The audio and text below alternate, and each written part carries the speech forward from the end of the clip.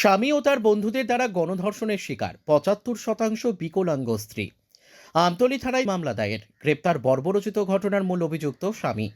ঘটনা আমতলীর চৌমোহনী বাজার এলাকায়। তবে গণধর্ষণের কাণ্ডের ২ মাস পর কেন মামলা, তা নিয়ে উঠছে প্রশ্ন।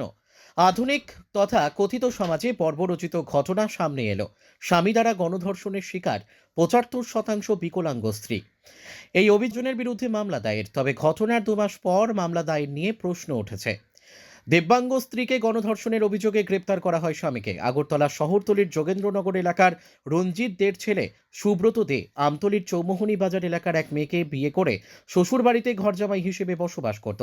চলতি বছরের জানুয়ারি মাসের ৫ তারিখ সুব্রত দে তার বেশ কয়েকজন বন্ধু বান্ধবদের নিয়ে শ্বশুরবাড়িতে মদের আসর জমায়। সুব্রত দে সহ তার বন্ধুরা আকণ্ঠ মদ্যপান করে নেশাগ্রস্ত অবস্থায় দিব্যাঙ্গ গৃহবধূর ওপর জোরপূর্বক ঝাঁপিয়ে পড়ে তাকে ধর্ষণ করে বলে অভিযোগ পরিবার ও স্ত্রীর।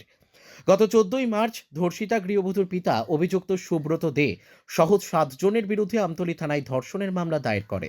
আমতলী থানার পুলিশ মামলা নিয়ে তদন্তে নামে। আমতলী থানার সাব ইন্সপেক্টর সুস্মিতা দেবনাথ ওই মামলার তদন্ত শুরু করে। এই ধর্ষণের মামলার তদন্তক্রমে পুলিশ মঙ্গলবার রাতে অভিযুক্ত স্বামী সুব্রত দেকে গ্রেপ্তার করে। এই ঘটনার সাথে জড়িত বাকি ৬ জন পলাতক বলে জানিয়েছেন পুলিশ। মামলার তদন্তকারী অফিসার সুস্মিতা দেবনাথ জানিয়েছেন, খুব শীঘ্রই পলাতক ৬ অভিযুক্তকে জালে তোলা হবে। বুধবার অভিযুক্ত সুব্রত দেকে পুলিশ রিমান্ডে চেয়ে আদালতে প্রেরণ করে।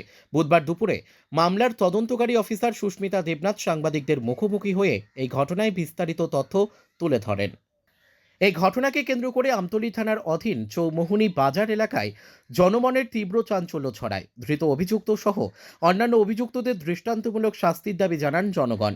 অন্যদিকে প্রশ্ন উঠছে, এই ঘটনার ২ মাস পর কেন থানার দ্বারস্থ হয়েছেন নির্যাতিতা। আমাদের থানাতে 14 তারিখ 14/3/2025 আমাদের থানাতে একটা কেস রেজিস্টার হয়।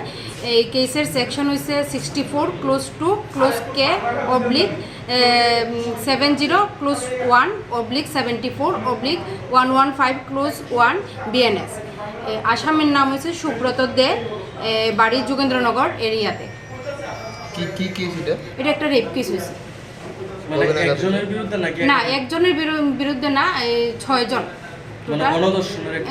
হ্যাঁ ৬ জন আছে, এটার মধ্যে আমরা একজন ধরতে পারছি। কে কার যারে বিরুদ্ধে ধরতে পারছি তার নাম হচ্ছে সুব্রত দে। কে কার বিরুদ্ধে করছে কেসটা?